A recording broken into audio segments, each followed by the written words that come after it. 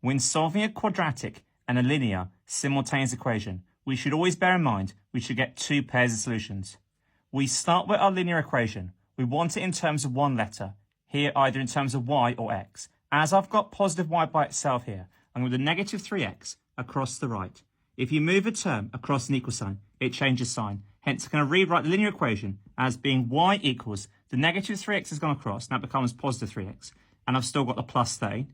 As I've got two terms, I place that inside single brackets. I now always substitute into the quadratic. X squared I'll leave alone, plus, every time I see y, I know y is now 3x plus 13. So y squared therefore become 3x plus 13 in brackets squared, and squared we know means multiply by itself. Hence I can write 3x plus 13 times now 3x plus 13, and on the right hand side it will still equal to 25. Leaving the x squared alone, expanding out my double brackets, I know 3x times 3x will give us 9x squared. I know 3x times 13x will give us 39x. I know 13 times 3x will give us another plus 39x. I know 13 times 13 will give us 169. And on the right hand side it still equals to 25. Collecting like terms, well I know x squared plus 9x squared. They're like terms as they both end in x squared. If there's no number in front, number's 1. So one lot of 9 lots gives us 10 lots of x squared. Collecting my single letters of x, I know 39 of x plus another 39x will simplify to give us 78x. I've still got plus 169. And on the right hand side it still equals to 25. As I can see, I'm going to get a quadratic in terms of x. I always want my quadratic to equal to 0. Hence, I'm going to do 25 from the right-hand side across to the left. If you move a term over an equal sign, it changes sign. So the opposite, add 25, subtract 25 from both sides. On the left-hand side, I've got 10x squared. I've still got the 78x. 169 subtract 25 gives us 144. And on the right-hand side, 25 take away 25 gives us 0. As I'm solving a quadratic, and all three terms are divisible by 2, I'm going to divide the whole equation by 2. It does not affect my solution one bit. On the left-hand side here, I know 10x squared divided by 2 will give us 5x squared. I know 78x divided by 2 will give us 39x. I know 144 divided by 2 will give us 72. As I'm solving a quadratic on a non-calculate paper, as the value of a, the number in front of the x squared term, is not 1, I can apply the a times c method. So a times c, starting by drawing across, I times the number in front of the x squared term, my a term, by our number term. In this case, 5 times 72 will give us 360. So I want to find two numbers that multiply to give us 360, but still add to give us a number in front of the single letter, which in this case is plus 39.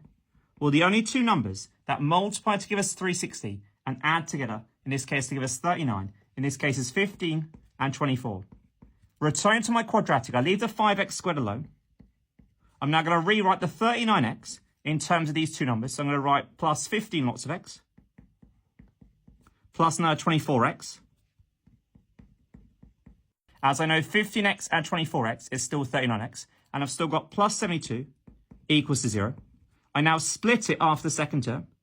I always now factorise into single brackets. Well, the highest common factor in 5x squared and positive 15x, in this case, is 5x. Opening my single bracket, what do I times 5x to get back to 5x squared? I'm missing single x. What do I times 5x to get to plus 15x? I'm missing plus 3. Whatever I've got here, I now copy. So I'm going to copy x plus 3, and I've still got equal to 0. To find a number that goes in front here, what do I times x to get back to, in this case, plus 24x? Well, in this case, I'm missing plus 24, because 24 times x is 24x, and 24 times 3 gives you 72. I now copy out my single bracket. I factorise it out. In this case, x plus 3. And whatever I'm left with goes inside my second single bracket. In this case, 5x plus 24. And it's still equal to 0. As I'm solving, I now place each bracket separately equal to 0. Putting x plus 3 equals 0, or the opposite, add 3. If you go across an equal sign, change your sign. Therefore, x equals negative 3. If I put 5x plus 24 equals 0, well, the opposite, add 24, is subtract 24. And the opposite of times by 5 is to divide by 5. Hence, x equals negative 24 divided by 5, which I can simplify, would give us negative 4 and 4/5, or as a decimal, negative 4.8. Now I have my two values of x. I know I should get two pairs of solutions. To find my two corresponding values of y, I always substitute back into my rearranged linear equation. In this case, I know y, in this case, is 3x plus 13.